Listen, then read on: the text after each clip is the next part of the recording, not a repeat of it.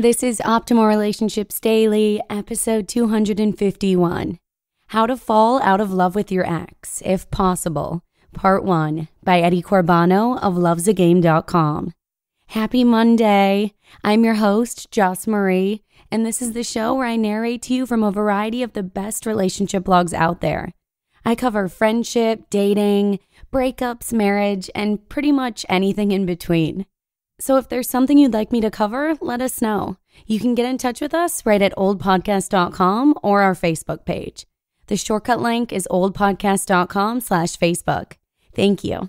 But for now, let's hear part 1 of Eddie's post about moving on and letting go of your ex and start optimizing your life. How to Fall Out of Love with Your Ex, If Possible, Part 1, by Corbano of lovesagame.com. Quote, "Tell me again how you went from loving me to not loving me." Movie quote. When we experience a devastating loss through a breakup or divorce, sooner or later we will ask ourselves 2 specific questions. Number 1, how could she or he stop loving me so suddenly? And number 2, how can I fall out of love so that I won't have to endure this terrible emotional roller coaster? In the following, I will give you some answers and food for thought to these fundamental questions. Also, I will show you how you can use this knowledge to get over your own breakup faster, along with some additional philosophical lines demonstrating why love isn't eternal. So please listen on. I had a client once, let's call her Jennifer, who came to me a few weeks after her husband left her unexpectedly. They had been on an incredible vacation together to Hawaii, and at the very hour of their return home, he broke the news to her. That day, she felt as if someone had beamed her up into another reality. The very fact that this happened so suddenly made her break down completely. What happened? And moreover, why had he left her just after they had such an unforgettable time together? Quote, "No one falls in love by choice, it is by chance. No one stays in love by chance, it is by work. And no one falls out of love by chance, it is by choice." Unknown. The definition of falling out of love. Falling out of love is simply the opposite of falling into love. It's ceasing to love someone. It's an artificial phrase to describe an inexplicable circumstance, an absence of love once present, which of course throws up even more questions, like when exactly does falling out of love happen? Is it a process, or does it happen from one moment to another? Were those people ever in love when they could fall out of love?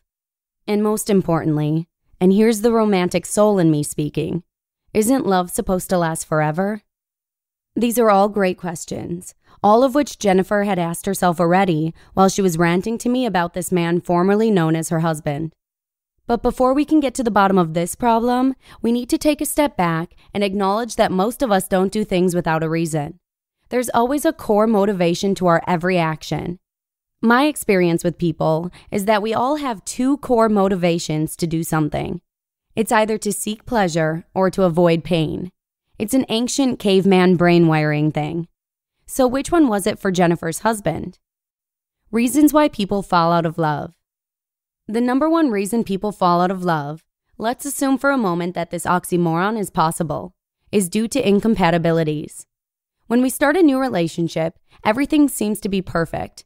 We see the world through rose-colored glasses, and the whole world is love, peace, and harmony. Your partner doesn't have any flaws whatsoever. You both are a perfect match to each other, and there's not a single thing in the world you can think of why you shouldn't be together forever. Love is a powerful mind-bending drug. I'm not writing this out of sarcasm. In fact, I'm a big fan of love. And because I'm such a fan and maven of love, I know that it comes in different facets.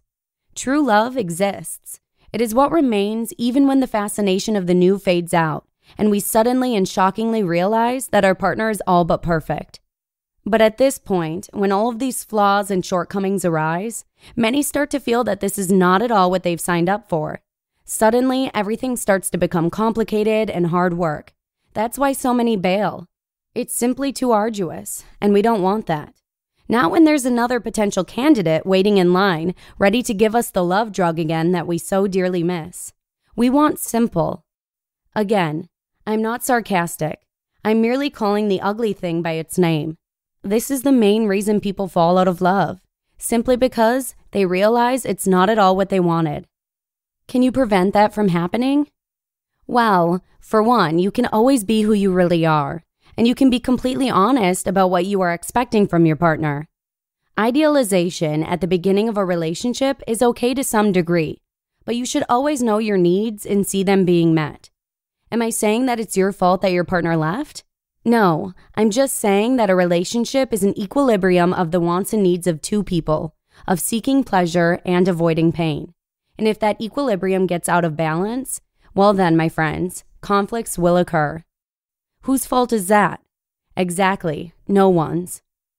The reason why exes move on so fast. Hear that in tomorrow's episode. You just listened to part 1 of the post titled, How to Fall Out of Love with Your Ex, If Possible, by Corbano of lovesagame.com. Moving on and letting go of an ex can be draining. One of my best friends recently went through a breakup with a guy she thought was the one. And needless to say, the recovery took several months. And there's still a big part of me that thinks that she's still going through it. So my thoughts and prayers to all of you going through this. Hang in there and know that you're not alone. But for now, I'm going to let you go, and I hope to see you again tomorrow for the second part of Eddie's post, where your optimal life awaits. Hello, Life Optimizer. This is Justin Malik, creator and producer of this podcast, but also Optimal Living Daily, the show where I read to you from even more blogs covering finance, productivity, minimalism, personal development, and more, from incredible bloggers like Derek Sivers, Zen Habits, Mark and Angel, The Minimalists, and all the ones you hear on this show too. So if you enjoyed today's episode and like taking amazing blogs on the go, come on over to Optimal Living Daily and subscribe to that one too. And together, we'll start optimizing your life. You've been listening to Optimal Living Daily. Be sure to hit the subscribe button to stay up to date on each new episode and head to oldpodcast.com. That's OLDpodcast.com for a free gift as well as more actionable tips and resources to help you maximize your potential. Thanks for joining us, and remember, your optimal life awaits.